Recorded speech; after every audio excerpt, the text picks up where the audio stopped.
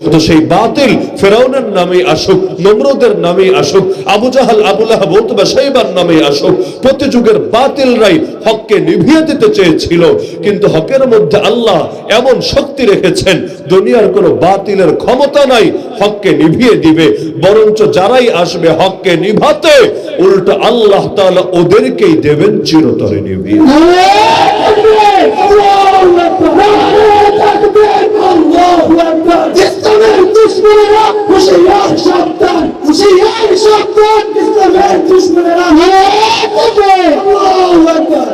যেই পরিমাণ পরীক্ষা এই যুগের মুসলমানদেরকেও দিতে হচ্ছে, অতীত থেকেও এই পর্যন্ত মুসলমানদেরকে হার জামানায় দিতে হয়েছে, এর হাজার ভাগের এক ভাগ পরীক্ষাও তুলনামূলকভাবে বিচার করলে অন্য জাতিদেরকে জাতিগতভাবে দিতে হয় নাই। কিন্তু আল্লাহর কি কুদরত, একদিকে পরীক্ষা যত বেড়েছে, আর একদিকে ইসলামের জয়গান, ইসলামের বিপ্লব, ইসলামের পাওয়ার তত বেশি জনসম্মুখে এসেছে।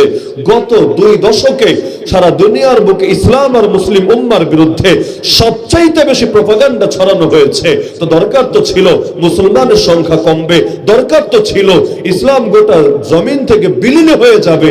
কিন্তু আল্লাহর কি কুদরত, গত 2 দশকে পশ্চিমা বিশ্বের মধ্যেও সবচাইতে বেশি লোকে ধর্ম পরিবর্তন করে নতুন করে যে ধর্মে দীক্ষিত হয়েছে, তার নাম হিন্দু ধর্মও না, খ্রিস্ট ধর্মও না, বৌদ্ধ ধর্মও না, তার নাম হলো ইসলাম। হয়ে গিয়েছে, লম্বা চওড়া আলোচনা করে আপনাদেরকে কষ্ট দেওয়া বেশি মুনাসিব না।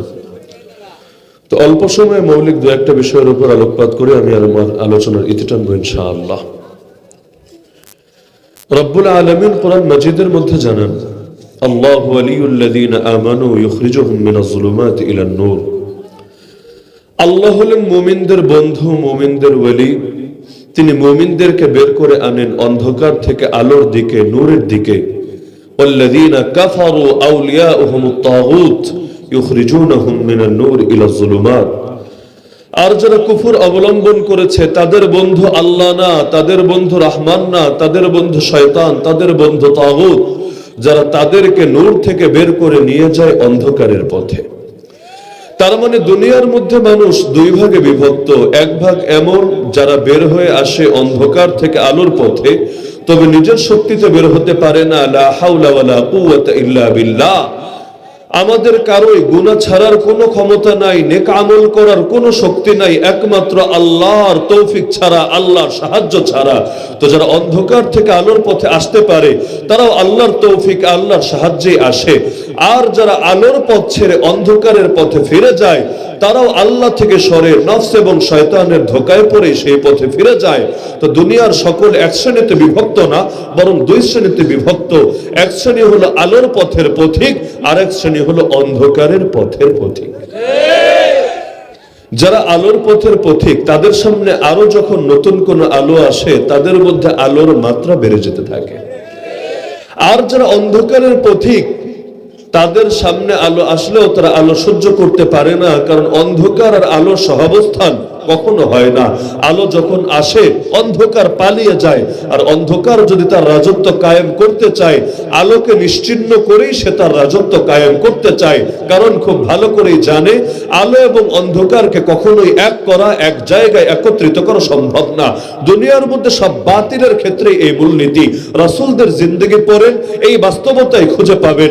রাসূলরা এসেছিলেন দুনিয়াতে আল্লাহর নূর জ্বালানোর জন্য, আল্লাহর দ্বীনের আলো জ্বালানোর জন্য। কিন্তু তাদের প্রতিপক্ষরা চেয়েছিল গোটা দুনিয়ার মধ্যে আলোকে তারা কোনোভাবেই দাঁড়াতে দেবে না, কায়েম হতে দেবে না, বরং যে কোনো মূল্যে অন্ধকারের রাজত্বই ধরে রাখবে। যার ফলে সংঘাত অনিবার্য হয়ে গিয়েছিল। তো সেই বাতিল ফেরাউনের নামে আসুক, নমরুদের নামে আসুক, আবু জাহাল, আবু লাহাব, উতবা, শাইবার নামে আসুক, প্রতি যুগের বাতিলরাই হককে নিভিয়ে দিতে চেয়েছিল। কিন্তু হকের মধ্যে আল্লাহ এমন শক্তি রেখেছেন, দুনিয়ার কোনো বাতিলের ক্ষমতা নাই হককে নিভিয়ে দিবে। বরঞ্চ যারাই আসবে হককে নিভাতে, উল্টো আল্লাহ তাআলা ওদেরকেই দেবেন চিরতরে নিভিয়ে।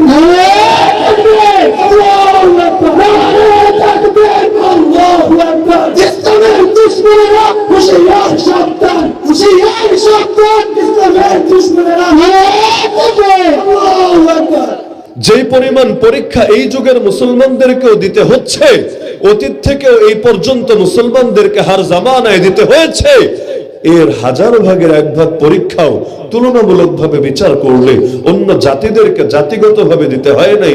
কিন্তু আল্লাহর কি কুদরত, একদিকে পরীক্ষা যত বেড়েছে, আর একদিকে ইসলামের জয়গান, ইসলামের বিপ্লব, ইসলামের পাওয়ার তত বেশি জনসম্মুখে এসেছে। গত 2 দশকে সারা দুনিয়ার বুকে ইসলাম আর মুসলিম উম্মার বিরুদ্ধে সবচাইতে বেশি প্রপাগান্ডা ছড়ানো হয়েছে। তো দরকার তো ছিল মুসলমানের সংখ্যা কমবে, দরকার তো ছিল ইসলাম গোটা জমিন থেকে বিলীন হয়ে যাবে। কিন্তু আল্লাহর কি কুদরত, গত 2 দশকে পশ্চিমা বিশ্বের মধ্যেও সবচাইতে বেশি লোকে ধর্ম পরিবর্তন করে নতুন করে যে ধর্মে দীক্ষিত হয়েছে, তার নাম হিন্দু ধর্মও না, খ্রিস্ট ধর্মও না, বৌদ্ধ ধর্মও না, তার নাম হলো ইসলাম। এমনকি আল্লাহ তাআলা এত জুলুমের পরেও খেলাফত পতনের 100 বছরের মাথায় আবারও সেই ইসলামের বিজয় দান করেছেন। এখন ইসলামের আলোকে দেশ চলছে, ইসলামের অর্থনীতিতে দেশ চলছে, ইসলামের রঙে গোটা দেশ না, ধীরে ধীরে গোটা দুনিয়া রাঙতে শুরু করে দিয়েছে। তো দুনিয়ার মধ্যে একদিকে আলোর পথের পথিক, আর একদিকে অন্ধকারের পথের পথিক। আলোর পথের পথিকরা চায় দুনিয়াকে আরো বেশি আলোয় আলোকিত করে দিতে, অন্ধকারের পথের পথিকরা চায় যে কোনো ভাবে সব আলোকে নিশ্চিহ্ন করে দিয়ে অন্ধকারের রাজত্ব কায়েম করতে। এখন আল্লাহর কোরআনের ক্ষেত্রেও যদি তাকান, দেখবেন এই বাস্তবতা আল্লাহ জানিয়ে দিয়েছেন। যখন কোরআনের আয়াতগুলো নাজিল হয়, তখনও মানুষের 2 ধরনের অবস্থা থাকে। ওয়া আম্মাল্লাযীনা ফী কুলুবিহিম মারাদ ফাযাদাতহুম রিজসান ইলা রিজসিহিম, যাদের দিলের মধ্যে মুনাফিকি থাকে, যাদের দিলের মধ্যে রোগ ব্যাধি থাকে, কোরআন যখন আসে তখন তাদের ভেতরে নূর বাড়ে না, তাদের ভেতরে শয়তানি বাড়ে, তাদের ভেতরে পঙ্কিলতাই বাড়ে, তাদের ভেতরে গান্দেগি বাড়ে। আবার একই কোরআন যখন নাজিল হয়, ফাআম্মাল্লাযীনা আমানু ফাযাদাতহুম ঈমানা, তখন কোরআনের এক একটা করে আয়াত পড়ে তাদের ভেতরে ঈমান বাড়তেই থাকে। এমনকি শুধু মানুষের ক্ষেত্রে না, জিনের ক্ষেত্রেও এই ভাগ। একদিকে জিন কোরআনের তেলাওয়াত শুনলে সইতেই পারে না। আরে কত মানুষ এমন আছে জিন তাকে বছরের পর বছর পেরেশান করে রেখেছে, কিন্তু আলহামদুলিল্লাহ আল্লাহর ওলিদের সামনে যখন আসে, আল্লাহর ওলিরা কোরআনের বিশেষ কিছু আয়াত, হোক সেটা সূরায়ে শেষ, কোরআনের শেষ 3 সূরা, সূরা ইখলাস, সূরা ফালাক, সূরা নাস, অথবা আয়াতুল কুরসি ইত্যাদি বিশেষ আয়াত, অথবা আল্লাহর নবীর শেখানো দোয়া পড়তে থাকে, তখন আর জিন টিকতে পারে না, শরীর ছেড়ে পালাতে বাধ্য হয়, কখনো পুরো ভস্ম হয়ে যায়, ছাই হয়ে যায়। আরেকদিকে কোরআন মাজিদের 29 নম্বর পারা সূরা জিন যদি পড়েন, এর প্রেক্ষাপটের মধ্যেই দেখবেন আল্লাহ রাসূল সাল্লাল্লাহু আলাইহি ওয়াসাল্লাম একদিন ফজরের নামাজে কোরআন তেলাওয়াত করছিলেন। প্রথমে তিনি সূরা ফাতিহা পড়লেন, তারপর তিনি কোন বর্ণনা অনুসারে দেখা যায় তিনি সূরা আর রহমান, আর কিছু বর্ণনা অনুসারে আর রহমান না, বরং অন্য যে কোনো সূরা। তো আল্লাহ রাসূল নামাজে দাঁড়িয়ে কোরআন তেলাওয়াত করছিলেন, কিছু জিন সেই সময় এখান দিয়ে যাচ্ছিল, আল্লাহ রাসূল সাল্লাল্লাহু আলাইহি ওয়াসাল্লামকে তেলাওয়াত করতে দেখে তারা দাঁড়ালো। এই সামান্য সময়ের কোরআন তেলাওয়াত শুনেই তাদের দিলের মধ্যে এমন পরিবর্তন আসলো, সঙ্গে সঙ্গে তারা ঈমানের ঘোষণা দিল, জাতিকেও গিয়ে বলতে শুরু করলো, কুল উহিয়া ইলাইয়া আন্নাহু ইসতামাআ নাফারুম মিনাল জিন্নি ফাকালু ইন্না সামি'না কুরআনান আজাবা। হে জাতি শোনো, আমরা এমন এক কোরআন শুনেছি যেটা বড় আজীব, বড় বিস্ময়কর, ইহদি ইলা রুশদ, যেটা হেদায়েতের পথ দেখায়। ফাআমান্না বিহি, সেই কোরআন শুনে আর স্থির থাকতে পারি নাই। কোনো বয়ান লাগে নাই, কোনো ওয়াজ লাগে নাই, কোনো নসিহত লাগে নাই, কোনো তাবলীগ লাগে নাই, কোনো তালিম লাগে নাই, সির্ফ কোরআনের আয়াতের তেলাওয়াত শুনেই আমরা ঈমান এনে ফেলেছি। ওয়ালা নুশরিকা বিরাব্বিনা আহাদা, আমরা আর কোনোদিন আমাদের রবের সঙ্গে কাউকেই শরীক করব না। কতই না পার্থক্য। একদিকে আবু জাহাল রাতের বেলা আল্লাহ রাসূল সাল্লাল্লাহু আলাইহি ওয়াসাল্লামের ঘরে গিয়ে কান পেতে কোরআন তেলাওয়াত শোনার চেষ্টা করত, তবুও দিলের মধ্যে হেদায়েত না বেড়ে শয়তানি বাড়ত।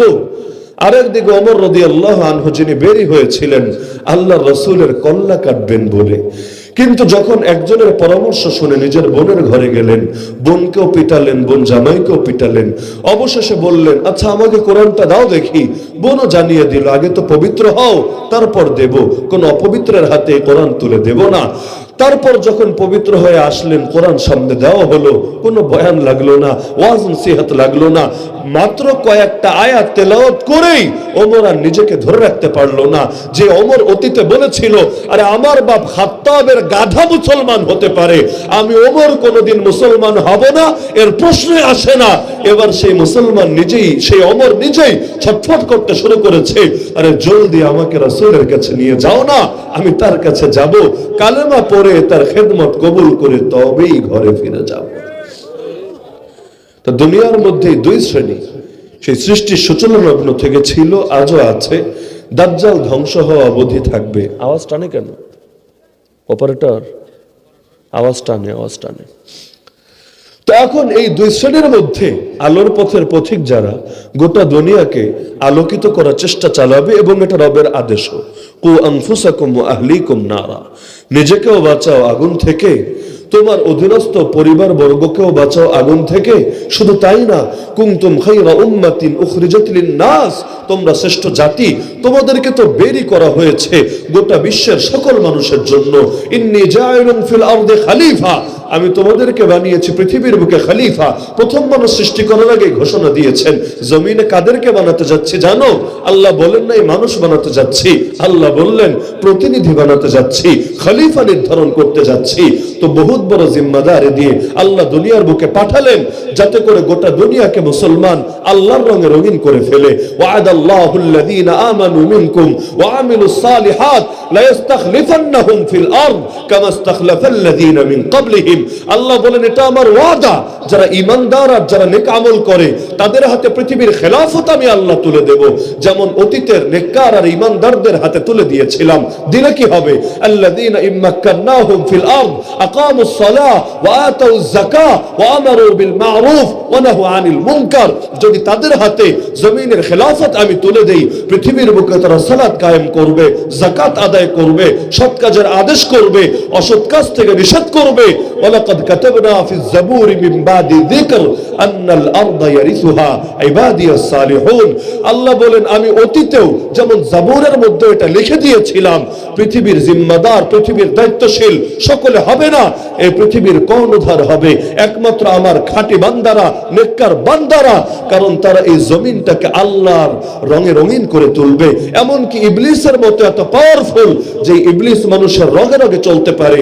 ইন্না শাইতানা ইয়াজরি মিন ইবনি আদম মাজরাদ দাম, সেই ইবলিস পর্যন্ত, শয়তান পর্যন্ত পারে না আল্লাহর খাঁটি বান্দাদের উপর প্রভাব বিস্তার করতে। ইবলিস বিতাড়িত হওয়ার আগে আল্লাহকে বলে এসেছিল, ফাবিইজ্জাতিক, আল্লাহ তোমার ইজ্জতের কসম খেয়ে বললাম, লাউয়ান্নাহুম আজমাইন, তোমার সব বান্দাকে আমি বিপদগামী বানাবো, তবে ইল্লা ইবাদাকা মিনহুমুল মুখলাসিন, তোমার খাঁটি বান্দা যারা, ইখলাস ওয়ালা বান্দা যারা, তাদেরকে আমি কিছুই করতে পারবো না।